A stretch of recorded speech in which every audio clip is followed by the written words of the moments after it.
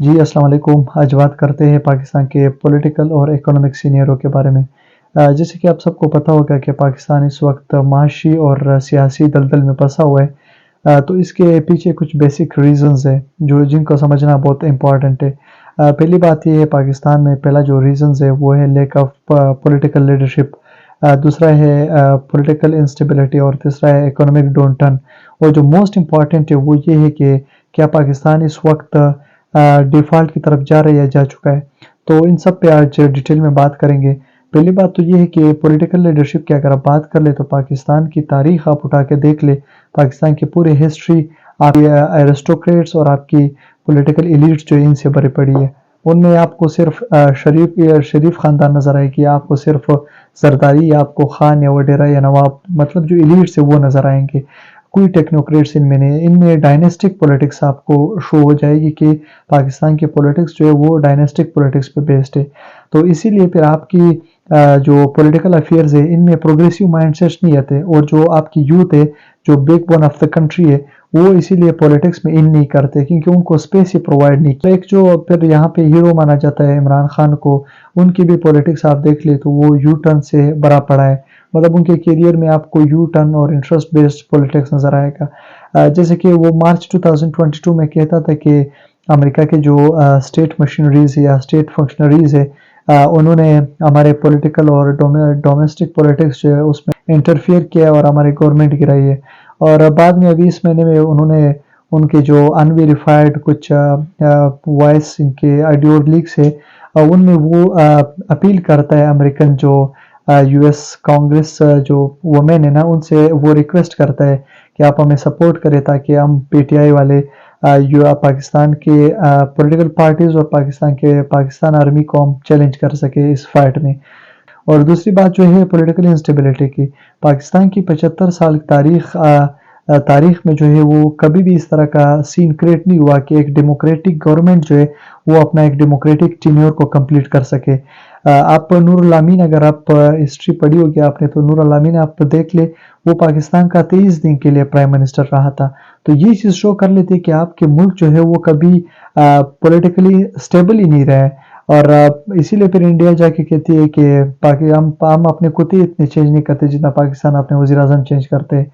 और साथ साथ ये एक और चीज़ मैं ऐड करूं कि शायद जो एक राइटर है उन्होंने फिर अपने एक आर्टिकल में लिखा था कि पाकिस्तान की जो पॉलिटिकल लीडरशिप है वो पब्लिक मनी को अपना मनी समझ के ट्रीट करती है। मतलब वो अपनी लाइफ में ऐसी लग्जरियस लाइफ गुजारते हैं। जिस तरह रिसेंटली पाकिस्तान के करंट गवर्नमेंट ने बाहर से कोई स्पोर्ट्स लग्जरियस व्हीकल्स जो है वो इंपोर्ट कराए हैं। इस माशी बहरान में भी पाकिस्तान के गवर्नमेंट को लग्जरियस व्हीकल्स की पड़ी हुई है कि वो अपने मिनिस्टर्स जो है या जो गवर्नमेंट ऑफिसर्स है उनको लग्जरियस व्हीकल्स दे। और इसी तरह आप जाके फॉरेन कंट्रीज में देख ले, यूके के आप उठा के देख ले, यूके में सिर्फ और सिर्फ तमाम मिनिस्टर्स के लिए सिर्फ और सिर्फ 45 व्हीकल्स इन्होंने प्रोवाइड की गई है पूरे गवर्नमेंट मिनिस्टर्स के लिए। और इस तरह पाकिस्तान के एक प्रोविंस को आप देख ले, पाकिस्तान के सिंध प्रोविंस में जो है उनमें गवर्नमेंट ऑफिशियल्स के लिए 25,000 प्लस व्हीकल्स दी गई है। और वो व्हीकल्स जो है वो गवर्नमेंट कोटा पे जाके उनके पेट्रोल और अखराजात जो थे वो पूरे होते हैं। तो आप एक तो आप इकोनॉमिकली तौर पर डिफॉल्ट हो चुके हैं, दूसरा आप इतने लग्जरियस लाइफ गुजार रहे, तो जाहिर सी बात है आप इकोनॉमिकली डाउन भी होंगे। तो फिर परवेज हुड भाई इसको थोड़ा सा मॉडिफाई करके कहता है ना कि Pakistan is the richest country in the world for politicians. सियासतदानों के लिए अमीर तरीन कंट्री यहाँ पे कि वो उनके लिए घर है ये। वो दुनिया के रिचेस्ट पॉलिटिशियंस जो है वो इस घर में रहते हैं, वो यहाँ से पैसे और ये चीज़ें लूट करके बाहर जाते हैं। और अब बात करते हैं पाकिस्तान की इकोनॉमी के बारे में, तो आप पाकिस्तान के स्टेट बैंक की रिजर्व इस वक्त देख ले। पाकिस्तान के स्टेट बैंक की रिजर्व सिर्फ और सिर्फ 4 बिलियन इस वक्त रह चुके हैं। क्योंकि अगर एस्टिमेटेड इकोनॉमिक ग्रोथ पाकिस्तान के देख ले तो वो 2022 में 2% थे और अभी वो श्रंक हो चुकी है 1.5% तक। तो आपकी इकोनॉमिक जो ग्रोथ है वो भी कम हो चुकी है, इसीलिए आपके इकोनॉमिक रिजर्व्स भी कम आएंगे। और साथ साथ आपकी जो एक इंपोर्ट्स और एक्सपोर्ट्स के रेशो है उनमें भी बहुत ज़्यादा फ्लक्चुएशन आई है, इसीलिए तो आपकी करंट अकाउंट डिफिसिट बहुत ज़्यादा बढ़ चुकी है। और फिर आगे जाके आप अगर IMF के अभी रिसेंट स्टेटमेंट देख ले तो उन्होंने डिक्लेयर किया पाकिस्तान के इकोनॉमिक ग्रोथ को कि पाकिस्तान की इकोनॉमिक ग्रोथ जो है वो पहले 2022 में 6% था, اب وہ بھی جا کے 0.5% تک اکنامک گروتھ جو ہے وہ پہنچ چکی ہے، مطلب بہت زیادہ وہ نیچے ڈاؤن فال ہوئی ہے ہماری اکنامک گروتھ کی۔ تو اس طرح کی اکنامک گروتھ کی جو یہ چیزیں یہ شو کرتی ہے کہ آپ کی کنٹری کے جو ایک اکنامک سٹرکچر ہے وہ بالکل ہے ہی نہیں۔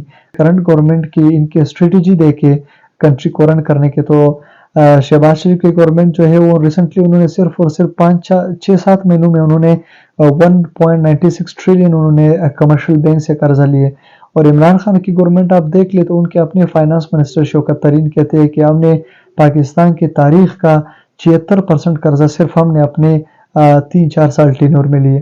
تو اس طرح کی کنٹری کا جو اکنامک سٹرکچر ہے وہ صرف ڈیٹ ٹرائیون ہوتی ہے، وہ قرضے پہ چلتی ہے، ان کے اپنا کوئی ایک سٹرکچر ہی نہیں ہے، ایک ریفارم ہی نہیں ہے آپ کی اکنامک ریفارمز۔ اور آخر میں جو بات رہے گی آپ کی کہ کنٹری ڈیفالٹ ہونے جا رہی یا ڈیفالٹ ہو چکی ہے، تو آپ سری لنکا کی اگر ہسٹری دیکھ لیں، سری لنکا جب ڈیفالٹ ہو رہی تھی تو تب اس کی پروبیبلٹی جو تھی وہ 61% تھی، اور پاکستان کی ابھی آپ دیکھ لیں پاکستان کی پروبیبلٹی ٹو ڈیفالٹ جو ہے وہ 81% تک پہنچ گئی۔ تو یہ چیز کلیئر شو کر دیتی ہے کہ Pakistan is just not just near to default but completely default ہو چکی ہے، کیونکہ نہ آپ کی اکنامک گروتھ ہے، نہ آپ کی پولیٹیکل لیڈرشپ سے پرفارم کر رہی ہے۔